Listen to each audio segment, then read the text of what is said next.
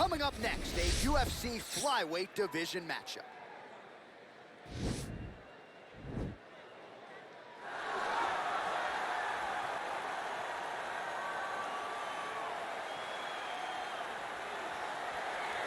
All right, so here he is, one of the more prolific takedown artists in the UFC at present. And when you get some praise from Daniel Cormier when it comes to your offensive takedown game, you know you're doing something right. And we talk about wrestlers and judo players and grapplers, but this guy just combines all of that. He is able to use foot sweeps from the grappling game. He is able to use throws from judo, and he's able to use wrestling from the wrestling game to take people down. He has an array of takedowns at his disposal, and he uses every single one of them. From the speed of the level change to the timing to the knowledge of where to go next when the guy starts to defend, he's truly something special. I don't think he could take you down, but tonight he doesn't have to. So in this matchup, prevailing wisdom is he'll be able to get this fight to the canvas. Well, always exciting when this guy shows up on the fight card, Daniel. He is a true mixed martial artist. Not really any glaring weaknesses, at least, that he's put on film thus far. He's the new breed of fighter. Those kids that start doing everything at 6 years old. They start wrestling, they start doing jiu-jitsu, they start to box. He's one of those guys that has every one of those skills, and he does them all at an A+ level. He's got tremendous cardio. He is the type of fighter that in a few years will just litter the UFC roster across the board. And oftentimes his opponents will say he doesn't really do anything special, but he does everything at a plus level, and he believes he'll have a lot of advantages in this matchup too. And now our tail of the tape for this flyweight tilt. More than 5 years apart, and they both possess a similar height and reach. Bruce Buffer. Ladies and gentlemen, this fight is 3 rounds in the UFC flyweight division. Introducing first, fighting out of the blue corner, a mixed martial artist holding a professional record of 20 wins, 12 losses, and 1 draw. He stands 5 feet 7 inches tall, weighing in at 125 pounds. Fighting out of Lee Summit, Missouri, Tim Elliott.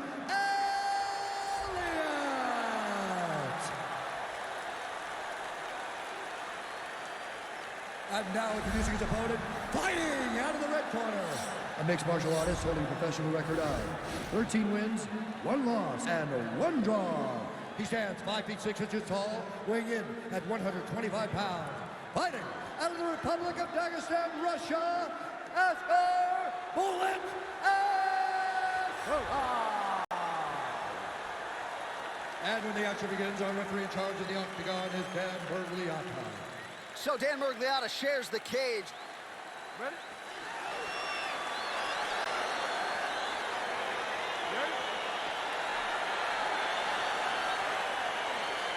Well, these guys have been on each other's radars for quite some time. Tonight, it shall be done. Both guys well-rounded. You think we're getting a kickboxing match tonight or what? You just don't know, right? You don't know who's going to be able to employ their strategy the way that they need to. It's a close fight on paper, and also in every performance we have seen this long, these guys seem to be the mirror image of each other. Well, these are some excellent ground and pound strikes here, DC. There's an efficiency with which he operates in these situations. He knows exactly when to throw, exactly when to hold, and it's allowing him to really control the grappling aspect of the fight. There's a song there, right? Know when to hold him, know when to fold him. Yep, absolutely. It's in there deep. There you go.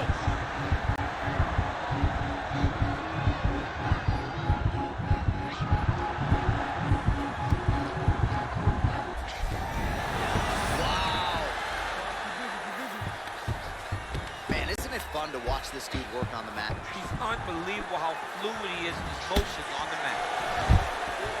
Wow, actually got the takedown. All right, full guard now, DC. The fighter on top needs to be trying to gain posture to throw ground and pound and then move to the next position. But if you're on the bottom, you've got to build a shield.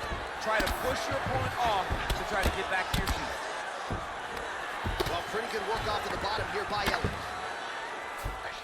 Looks like he's going after the leg. We'll see if he can get the submission. The problem with rolling leg lock in MMA, man, is you get beat up, especially if you're a little bit hurt. Oh, we're getting a finish here.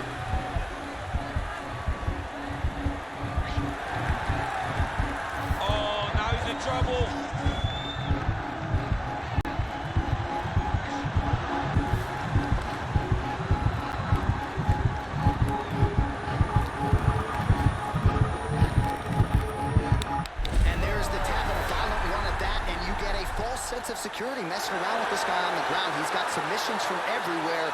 Goes to the heel hook well tonight. Beautiful finish by this jiu-jitsu ace. He went right from the top position into that heel hook and got the finish. All right, so there's the end of the round. The storyline over those previous 5 minutes. Volume takedowns, offensive wrestling. Yeah, this is an exhausting type of fight. Not only for the offensive fighter, but also for the opponent. Always being under attack, always being defensive, always reacting starts to really wear at your gas tank. It's interesting to see who is more fresh going into the next round. All right, let's take a look back at the replay as he gets it done by submission tonight, champ. He does a great job of staying patient. He doesn't rush or panic. You are never safe when you're fighting this guy. You're in a lot of trouble. You're in a lot of trouble the entire time when you're this good in the submissions. Ladies and gentlemen, referee Dan Bergliata has called a stop to this contest at 3 minutes, 30 seconds of the very first round. Declaring the winner by tap out due to a heel hook,